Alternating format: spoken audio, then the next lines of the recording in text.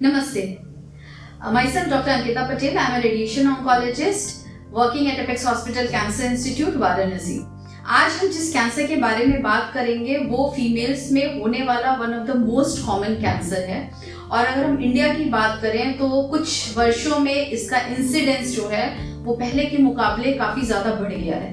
पहले ये कैंसर जो है यूजुअली 40-45 साल के ऊपर देखा जाता था, बट सरप्राइजिंगली अब ये कैंसर 30 से 40 साल में भी बढ़ गया है। और बहुत रिसेंटली मैंने एक 21 साल की लड़की का भी ट्रीटमेंट किया है।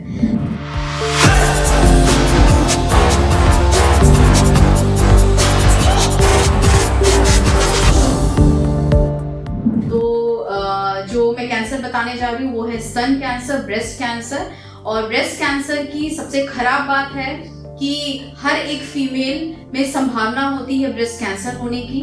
और सबसे अच्छी बात है कि ये इजीली डिटेक्ट हो जाता है, ये हाईली क्यूरेबल होता है। और ब्रेस्ट कैंसर एक ऐसा कैंसर है जिसका जो ट्रीटमेंट मोडालिटीज है वो काफ़ी ज़्यादा सक्सेसफुली ट्रीट करता है ब्रेस्ट कैंसर को। तो ब्रेस्ट कैंसर सर्वाइवर्स 15 साल, 20 साल, 25 साल या लाइफ अपनी बहुत अच्छे से व्यतीत करते हैं।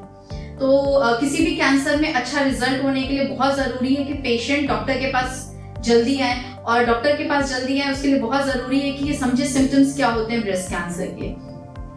तो अगर आपके ब्रेस्ट में किसी भी तरह का कोई गांठ अगर महसूस हो रहा है तो ये ब्रेस्ट कैंसर का सिम्टम होता है। हैविंग सेड दैट 90% ऑफ जो लंप होता है, अगर हम 40 साल से कम की लेडीज की बात करें तो वो नॉन कैंसरस होता है। बट कोई भी गांठ अगर आपको फील हो रहा है तो डेफिनेटली आप डॉक्टर के पास जाइए और रूल आउट कराइए कि ये ब्रेस्ट कैंसर है या नहीं। इसके अलावा अगर ब्रेस्ट में जो उसकी स्किन होती है, जैसे कि आपने संतरा देखा होगा, उसका जो स्किन होता है जिसको हम प्यूडी ऑरेंज कहते हैं, तो अगर जो ब्रेस्ट की स्किन है वो प्यूडी ऑरेंज अपीयरेंस वैसा अगर दिख रहा है तो ये ब्रेस्ट कैंसर होने की संभावना होती है। इसके अलावा अगर निपल से किसी भी तरह का डिस्चार्ज हो रहा है, ब्लड या ग्रीनिश या येलोइश डिस्चार्ज हो रहा है, तो ये भी ब्रेस्ट कैंसर का सिम्टम हो सकता है। इसके अलावा जो एक्जिला होता है, एक्जिला मतलब आम के नीचे जो बगली होता है उसको हम एक्जिला कहते हैं, अगर वहां पे कोई गांठ फील हो रही है तो ये भी ब्रेस्ट कैंसर का सिम्टम हो सकता है। ये तो हो गया कि अगर ब्रेस्ट में ही अगर डिजीज लिमिटेड है तो। बट ब्रेस्ट कैंसर में काफी संभावना होती है कि बीमारी ब्रेन में, लिवर में, लंग में, हड्डियों में या और किसी भाग में फैलता है। तो अगर कोई फीमेल है जिसको ब्रेस्ट में लंप है, कितना भी छोटा हो, और हड्डी में बहुत ज्यादा दर्द हो रहा है या पैरों में कमजोरी आ रही है या झुंझुनाहट हो रही है, तो डेफिनेटली रूल आउट कराना चाहिए। हो सकता है कि ब्रेस्ट कैंसर हड्डी में पहुंचा हो और जिसकी वजह से सिम्टम्स आ रहे हो, या फिर बहुत ज्यादा सूखी खांसी आ रही हो या सांस लेने में दिक्कत हो रही हो, या अचानक से न्यूरोलॉजिकल सिम्टम्स आ रहे हैं, याददाश्त जो है वो चेंज हो रही है, या पेशेंट के जो बिहेवियर में वो चेंज आ रहा है, तो हो सकता है ब्रेन मेट्स हो चुका हो, या तो कैंसर लिवर में भी जाता है जिसकी वजह से पेट में सूजन या और सिम्टम्स आ सकते हैं। तो बहुत ज़रूरी है कि अपने आप कॉन्शियस रहिए और अपने शरीर को समझिए। किसी भी तरह का अगर सिम्टम आए तो तुरंत डॉक्टर को दिखाएं। अब हम बात करेंगे कारण क्या होता है ब्रेस्ट कैंसर का। तो जैसा कि मैंने बोला, being a female itself is the biggest cause of cancer, लेकिन 1% कैंसर मेल्स में भी होता है। तो ब्रेस्ट कैंसर जो है वो सिर्फ फीमेल तक लिमिटेड नहीं है, मेल को भी कैंसर होता है, ब्रेस्ट कैंसर होता है। तो ये जो इन्फॉर्मेशन है ये मेल फीमेल दोनों के लिए है।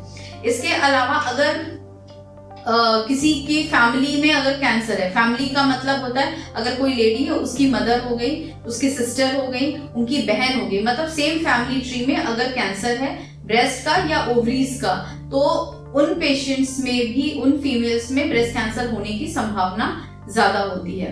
इसके अलावा ओबेसिटी, मोटापा अपने आप में बहुत बड़ा कारण है, क्योंकि जो मोटी लेडीज होती हैं उनके शरीर में ईस्ट्रोजन की मात्रा ज्यादा होती है, और अगर ईस्ट्रोजन की मात्रा ज्यादा होती है तो ब्रेस्ट कैंसर, उसके अलावा यूट्रस के कैंसर की भी संभावना काफी हद तक बढ़ जाती है। इसके अलावा जो फीमेल्स अल्कोहल लेती हैं या जो स्मोकिंग करती हैं या जो फिजिकल एक्सरसाइज नहीं करती हैं, उनमें भी ब्रेस्ट कैंसर होने की संभावना है।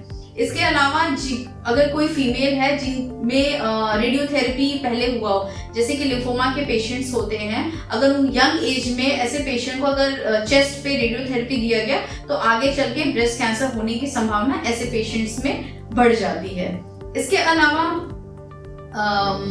कुछ पेशेंट्स हैं जो HRT हार्मोन रिप्लेसमेंट थेरेपीज लेते हैं आफ्टर मेनोपॉज, जिसमें ईस्ट्रोजन प्रोजेस्टेरॉन की मात्रा बहुत ज़्यादा होती है, तो उनमें भी ब्रेस्ट कैंसर होने की संभावना बढ़ जाती है। अगर ब्रेस्ट में कोई सिम्टम आ रहा है जो भी मैंने बताया है, तो आगे क्या करना चाहिए? तो अगर किसी भी तरह का सिम्टम आता है तो डेफिनेटली अपने डॉक्टर से जाके मिले और उसको रूल आउट करें। जब आप डॉक्टर के पास जाते हैं तो सबसे पहले डॉक्टर क्लिनिकल ब्रेस्ट एग्जामिनेशन करते हैं, उसके बाद डॉक्टर आपको मेमोग्राफी करने के लिए बोलते हैं। मेमोग्राफी एक बहुत इंपॉर्टेंट जांच है ब्रेस्ट की, जिससे अगर किसी भी तरह की गांठ होती है और कैंसर होने की कितनी उसमें संभावना है वो पता चल जाती है। मेमोग्राफी 3 तरीके से होता है, x ray mammography, ultrasound mammography and MRI mammography. तो जिस तरह की फैसिलिटी हो, इंफ्रास्ट्रक्चर हो और जिस तरह का रिस्क हो पेशेंट्स में, उस तरह की मेमोग्राफी एडवाइस की जाती है। अगर रिस्क की बात करें तो हम जैसे MRI उनमें करते हैं अगर बहुत अर्ली एज में कैंसर की संभावना लग रही हो, या मल्टीपल लम्प्स हो, या family history of breast cancer हो, तो ऐसे केसेस में हम MRI प्रेफर करते हैं। एक बार इतना होने के बाद पता चल गया कि कैंसर होने की संभावना है, तो फिर जो नेक्स्ट स्टेप होता है वो होता है बायोप्सी या FNAC।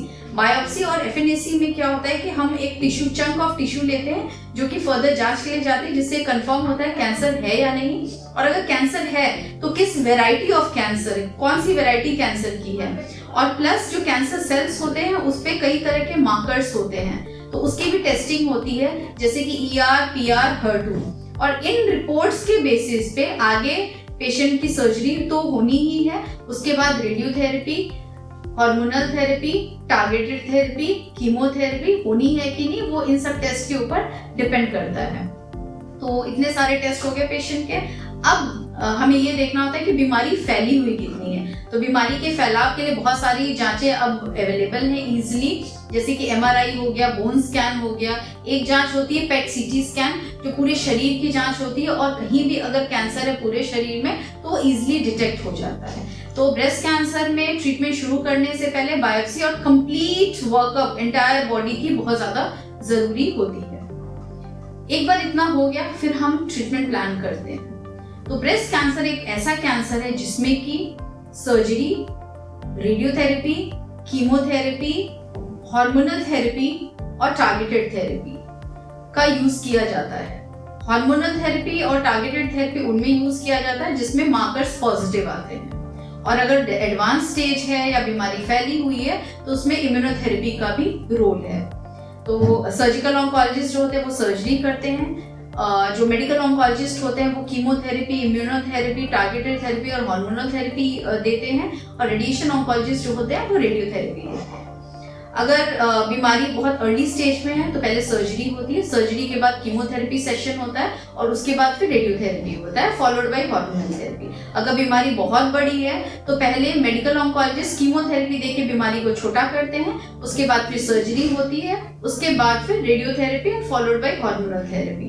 तो ट्रीटमेंट क्या होना है, क्या क्या मोडालिटीज यूज होनी है, क्या क्या टाइमिंग रहेगा, वो डिपेंड करता है पेशेंट का स्टेज क्या है, एज क्या है, और बाकी सारे फैक्टर्स के ऊपर। और अंत में मैं यही बोलना चाहूंगी कि ब्रेस्ट कैंसर का रिजल्ट बहुत अच्छा होता है, but the only condition is early diagnosis, early treatment, complete treatment with in a defined span of time.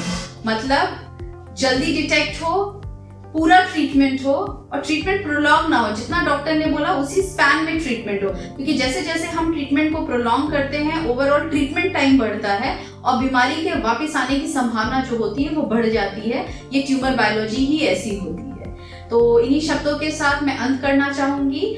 आप सभी कॉन्शियस रहें, ब्रेस्ट सेल्फ एग्जामिनेशन घर पे जरूर करें। ब्रेस्ट सेल्फ एग्जामिनेशन एक तरीके से सेल्फ डिटेक्शन होता है, जिसमें हर महिला को यह एडवाइस किया जाता है कि महीने में एक बार अपना ब्रेस्ट का खुद एग्जामिनेशन करें, जिससे कि ब्रेस्ट कैंसर की संभावना कम डेफिनेटली नहीं होती है, बट ब्रेस्ट कैंसर बहुत अर्ली स्टेज में डिटेक्ट हो जाता है। तो ब्रेस्ट कॉन्शियस रहें, किसी भी गार्ड को इग्नोर ना करें, डॉक्टर को दिखाएं, एंड क्योंकि ये बीमारी जो है it's not a social stigma, it is curable and you can always lead a very healthy and happy life after treatment. नमस्ते, धन्यवाद।